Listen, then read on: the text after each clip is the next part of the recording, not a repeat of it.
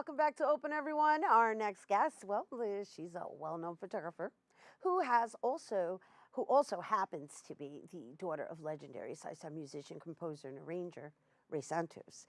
She has a new exhibition, hashtag papielmaestro, which captures the life of her father from an authentic behind-the-scenes perspective while documenting his legacy.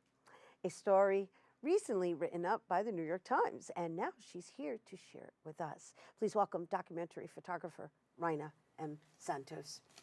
Hello and welcome. Such a pleasure being here. We love having you here. The last time you were here, it was for BX200. That's right. And it's really, really refreshing to see you doing your solo exhibition and the purposeful meaning behind it. I read the article that the New York Times wrote up, and it's really, really, really remarkable how you have been able to just be brought up in, I guess, this almost like a Hollywood-ish style of upbringing, but yet remain humble. You know, it's really been an example that my father has set from the beginning. I think I feel very honored, not just to be his daughter, but to be an artist following his career.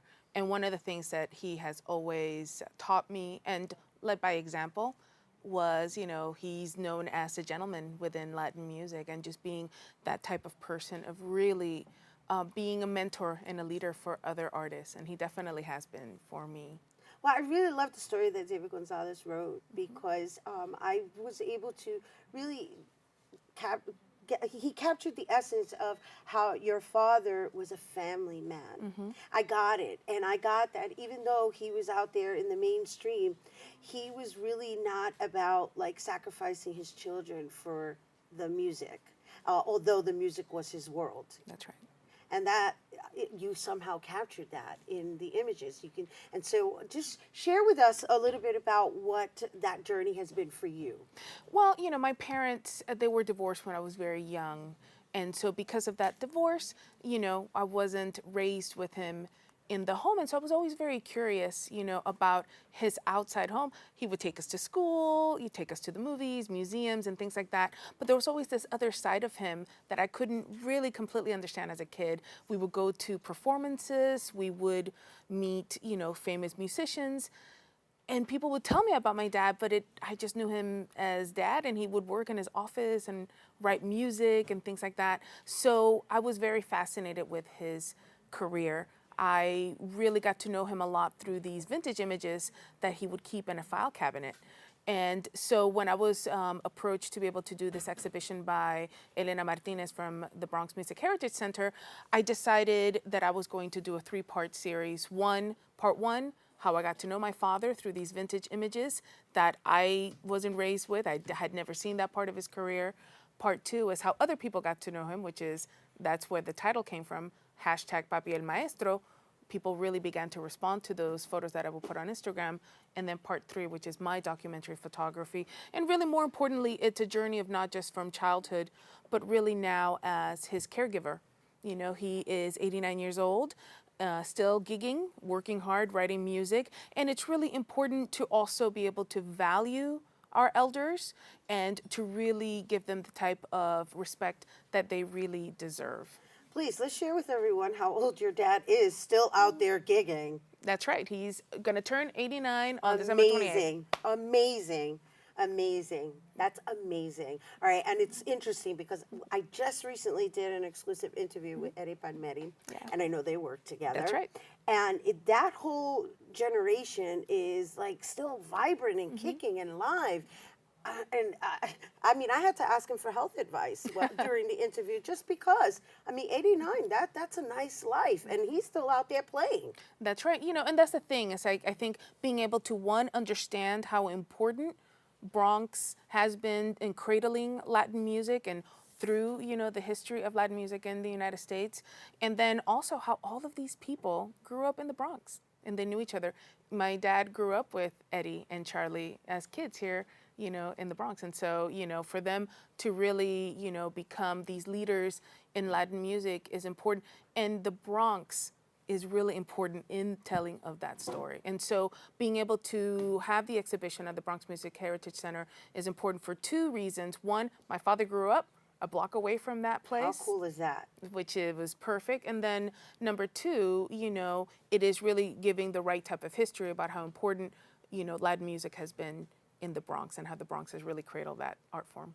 I also feel that Latin music is kind of falling on the lines of being classic music. How do you feel about that? Because you're over here documenting, and I think it's important for the next generation to understand how this is in their blood, this is in their veins, and yet I just don't feel like it's being revitalized or renewed. I shouldn't say it's always revitalized because it just never dies. It's classic, but the new version, it's just, I don't see that movement like from back in the days with the mambo and the palladium, and just that being the look, the chic, the kind of like rat pack of the Latinos. Yeah, absolutely. I think that, there's been just, a degradation of music in general, who's actually producing music, what type of artists are being, put out there. You can play a song from my father from 1959 and it will jam today. It is still hot. The music carries not just, the rhythm, and the level of festivity, that helped us survive such difficult times of segregation and racism, that's still today. But then, also, the music itself is, carries our history, literally in the lyrics, and so it is very important. And that's why it's important to talk about Latin music and the history that it has, but also the future that it has within music, to encourage young musicians, female and male musicians, to get into Latin music, to encourage, educational facilities to have a Latin band, to continue this incredibly important history, because it really isn't, old music, it is current music.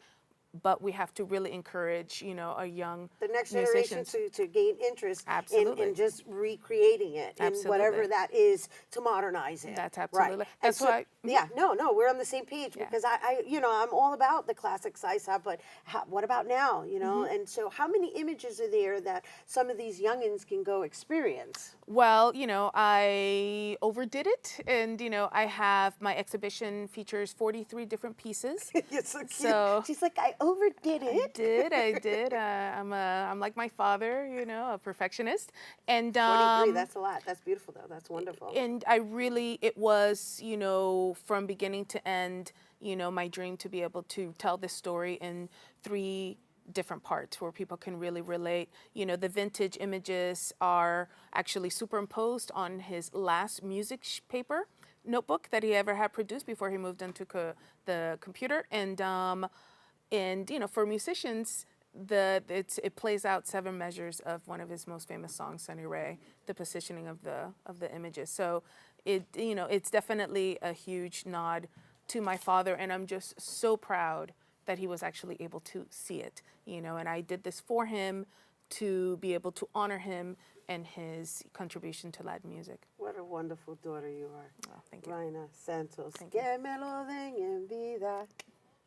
That's beautiful. Thank you. All right, you guys, #papielmaestro exhibition is currently on display through February 16th, 2019. You have plenty of time to go see it, and that's happening at the Bronx Heritage Center, which is located at 1303 Louis 9 Boulevard. And for more information to visit the gallery, you can go to bronxmusic.org. Once again, this is bronxmusic.org. This is bronxmusic.org. All right, we have to take a quick break, but when we return, we'll try out some tasty dishes from one of the chefs from Suyo Gastro Fusion. You don't want to miss.